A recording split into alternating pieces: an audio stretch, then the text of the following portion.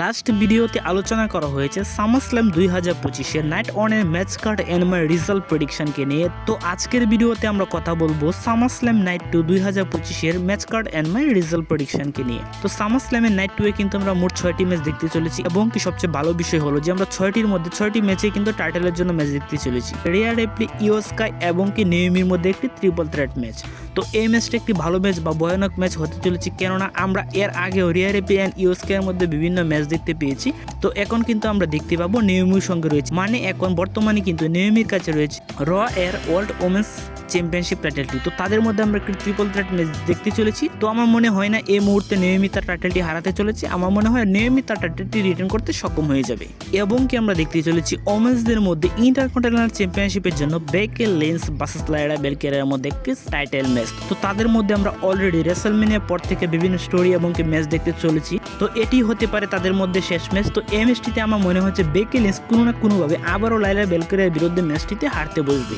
এবং কি আমরা দেখতে চলেছি মেন্সদের মধ্যে ইউনাইটেড স্টেট অফ চ্যাম্পিয়নশিপের জন্য জ্যাকব ফাটু অ্যান্ড সোলো সিকার মধ্যে একটি স্টিল কেজ ম্যাচ। তো এই ম্যাচটি যে একটি ভয়াবহ ম্যাচ হবে তা আমরা অলরেডি বুঝে গেছি। তো আমার মনে হচ্ছে না যে এই মুহূর্তে এসে সোলো সিকো আবার তার টাইটেলটিকে হারতে পারবে বলে মনে হয়। আমার মনে হয় সোলো সিকো টাইটেলটি নিজের কাছে আবার রাখতে পারবে, মানে সে রিটার্ন করতে সক্ষম হয়ে যাবে এবং কি তার এমএফটি মানে মাই ফ্যামিলিটি ভবিষ্যতে আরও এগিয়ে নিয়ে তাদের টাইটেলটি কাজে লাগবে।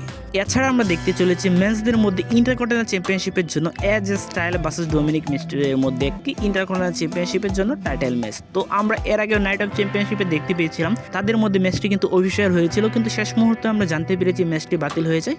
তো বর্তমানে কিন্তু তাদের মধ্যে ম্যাচটি আবারও অফিসিয়াল হয়ে গিয়েছে। তো আমরা সামারস্ল্যামে দেখতে চলেছি এজ স্টাইল অ্যান্ড ডার্টি ডমের মধ্যে একটি ইন্টারকন্টিনেন্টাল টাইটেলের জন্য ম্যাচ। সেখানে আমরা এজ স্টাইলকে নিউ ইন্টারকন্টিনেন্টাল চ্যাম্পিয়ন হিসেবে দেখতে পাবো। এছাড়া আমরা দেখতে পাবো আরও একটি ভয়াবহ ম্যাচ, কেননা আমরা স্ম্যাকডাউন টাইটেলের জন্য দেখতে চলেছি 6টি টিমের মধ্যে একটি টিএলসি ম্যাচ। তো সেখানে আমরা অবশ্যই টেবিল, চেয়ার অ্যান্ড ল্যাডারের ইন্টারফেস দেখতে পাবো এবং সেই ম্যাচটি কিন্তু একটি ভয়াবহ ম্যাচ হতে চলবে, কেননা আমরা 12 জন ম্যান সুপারস্টারদেরকে দেখতে চলবো এই ম্যাচে। তো বর্তমান স্ম্যাকডাউন ট্যাগ টিম চ্যাম্পিয়ন হিসেবে কিন্তু রয়ে গিয়েছে ওয়ার 6। তো আমার মনে হচ্ছে এখান থেকে আমরা নিউ চ্যাম্পিয়ন হিসেবে পেয়ে যেতে চলেছি আন্দ্রাডে অ্যান্ড রেফিনিক্সকে। এবং কি সর্বশেষ সামারস্ল্যাম নাইট 2 এর মেইন ইভেন্টে আমরা দেখতে চলেছি জন সিনা অ্যান্ড কোডি রোডসের মধ্যে একটি রিম্যাচ। তো এই ম্যাচটিতে আমার সম্পূর্ণ ধারণা থাকবে যে জন সিনা তার টাইটেলটি নিজের কাছে রাখতে সক্ষম হবে, তবে কোডি রোডস এই ম্যাচটিতে ভালো কিছু ডেলিভার করবে এবং কি এই ম্যাচটিতে আমরা বড় বড় ইন্টারফেসও দেখতে পেতে পারি। তো বলা যায় না কি হয় এই ম্যাচটিতে, তবে আমার সম্পূর্ণ প্রেডিকশন থাকবে জন সিনা এই ম্যাচটিতে তার টাইটেলটি রিটার্ন করতে সক্ষম হয়ে যাবে। তো এই ছিল আজকের ভিডিও ভালো লাগলে অবশ্যই লাইক, কমেন্ট এবং কি সাবস্ক্রাইব করে পাশে থাকবেন। ধন্যবাদ সবাইকে।